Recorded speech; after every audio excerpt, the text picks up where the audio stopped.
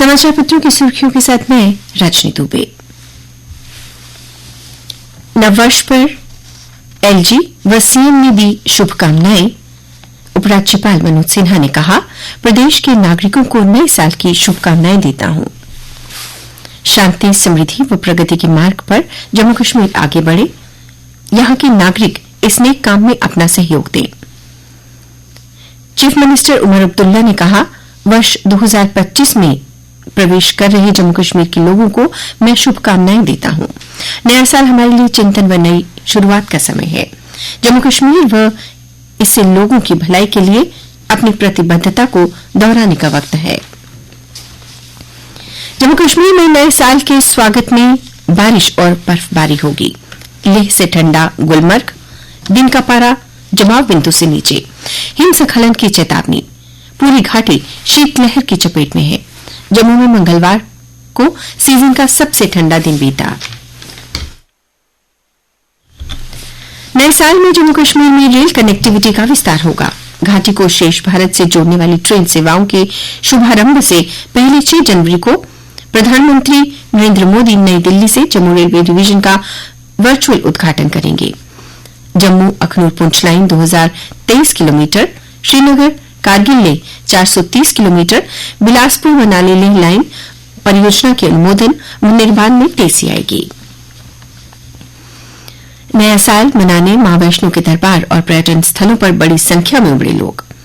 मां वैष्णो देवी के दर्शन के लिए करीब 45,000 लोग पहुंचे। आधिकारिक आंकड़ों के अनुसार वर्ष 2024 में वैष्णो देवी के दर्शन करने वालों की संख्या 94.80 लाख रिकॉर्ड की गई है। दूसरी ओर श्रीनगर, पहलगाम, गुलमर्ग, पत्नीटॉप व नत्थाटॉप में बड़ी संख्या में पर्यटक पहुंचे हैं। और नए साल में जम्मू के प्रतिष्ठित जम्बू जू में पर्यटकों की आमद बढ़ने की उम्मीद है। जू में पर्यटकों को आकर्षित करने के लिए 13 नए एन्क्लोजर्स का निर्माण किया जा रहा है। इससे देश के विभिन्न हिस्सों से हिप्पो, ऑस्ट्रिच, बिल्लियां सहित अन्य प्रजातियों के जानवर लाए जा रहे हैं। इसमें पर्यटकों के लिए बुनियादी सुविधाओं का भी विस्तार किया जा रहा है। क्वाड के 20 साल मुक्त व स्थिर हिंद प्रशांत के लिए रोकेंगे चीन की दादागिरी। 2004 में सुनामी के वक्त हुई थी शुरुआत। अब हर चुनौती से निपटने के लिए 4 देश भारत, ऑस्ट्रेलिया, जापान और अमेरिका ने 2004 के हिंद महासागर भूकंप और सुनामी में समुद्र की उत्पत्ति पर प्रकाश डाला और किया साथ का वादा। विदेश मंत्री एस जयशंकर लिखते हैं, हिंद प्रशांत की समृद्धि में क्वाड एक अहम शक्ति। भारतीय अंतरिक्ष अनुसंधान संगठन इसरो ने मंगलवार को बताया कि स्पेसएक्स मिशन के तहत लॉन्च दोनों अंतरिक्ष यान एक दूसरे से अलग होकर वांछित कक्षा में स्थापित हो गए हैं। अब इसरो की नजर अभियान के अगले चरण यानी डॉकिंग प्रक्रिया पर टिकी है, जो 7 जनवरी को पूरी होने की उम्मीद है। मिशन निदेशक एम जय कुमार ने इसको एक बार फिर सुन लीजिए। मिशन निदेशक एम जय कुमार ने कहा, पीएसएलवी 60 स्पेसएक्स मिशन का पहला चरण पूरा हो गया है। 100वां प्रक्षेपण इसी माह श्रीहरिकोटा से हुआ।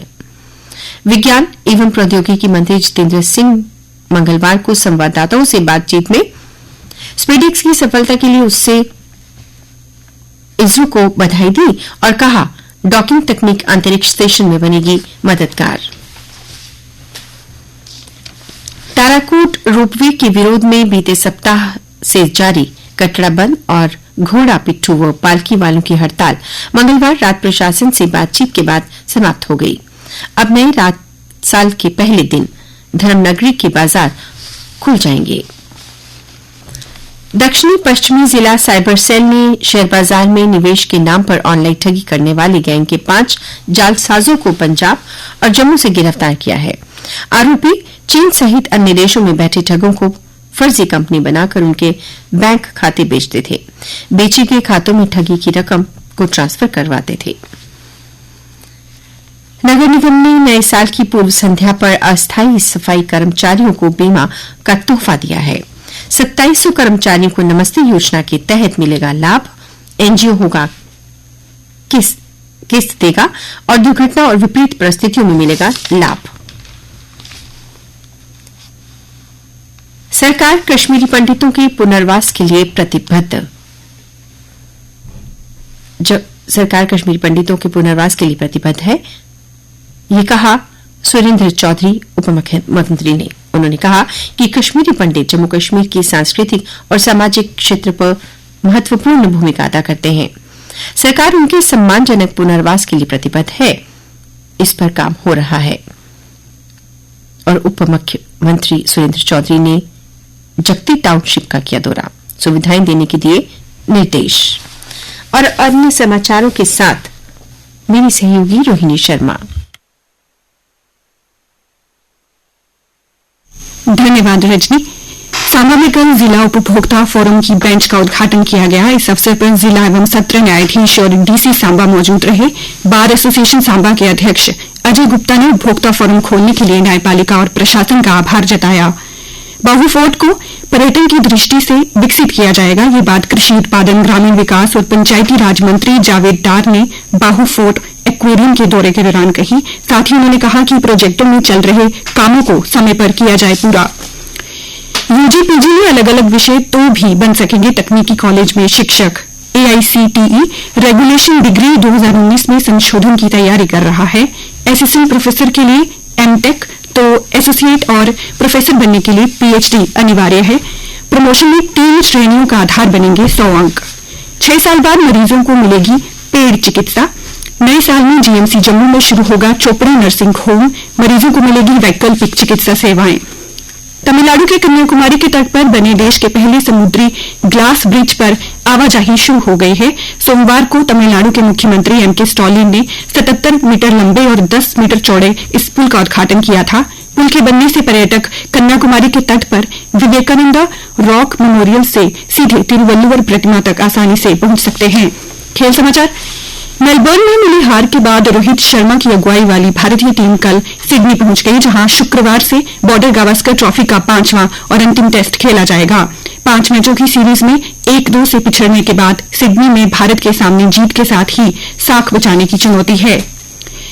मुंबई के बल्लेबाज आयुष महात्रे 17 साल और 168 दिन की उम्र में लिस्ट ए में 150 से अधिक रन बनाने वाले दुनिया के सबसे युवा बल्लेबाज बन गए हैं। Player of the match Ayush ने कल नागालैंड के खिलाफ विजय हजारे ट्रॉफी में 181 रन की पारी खेली और इसी के साथ उन्होंने मुंबई टीम में अपने साथी यशस्वी जायसवाल का रिकॉर्ड तोड़ दिया। भारतीय ग्रैंडमास्टर आर वैशाली ने विश्व ब्लिट्ज शतरंज चैंपियनशिप में महिला क्वालिफायर जीतकर क्वार्टर फाइनल में जगह बना ली। रैपिड वर्ग में कोनेरू हम्पी के स्वर्ण पदक जीतने के बाद वैशाली ने अपने खेल प्रशंसकों का दिल जीता और महिला वर्ग में 11 में से 9.5 अंक लेकर बाजी मारी। भारतीय पुरुष टीम 13 जनवरी से इंदिरा गांधी इंडोर स्टेडियम में शुरू होने वाले पहले खो खो विश्व कप के पहले मुकाबले में नेपाल से भिड़ेगी। वहीं महिला टीम पहले मैच में दक्षिण कोरिया से भिड़ेगी। और अब नजर डालते हैं मौसम के हाल पर। मौसम विज्ञान केंद्र की जानकारी के अनुसार आज प्रदेश के कुछ हिस्सों में बारिश और कहीं कहीं बर्फबारी होने की संभावना है। वहीं गुजरे कल की सुबह की शुरुआत कोहरे से हुई। दोपहर बाद लोगों को कुछ समय के लिए सूर्यदेव के दर्शन हुए, लेकिन उसके बाद फिर से आसमान में बादल छा गए।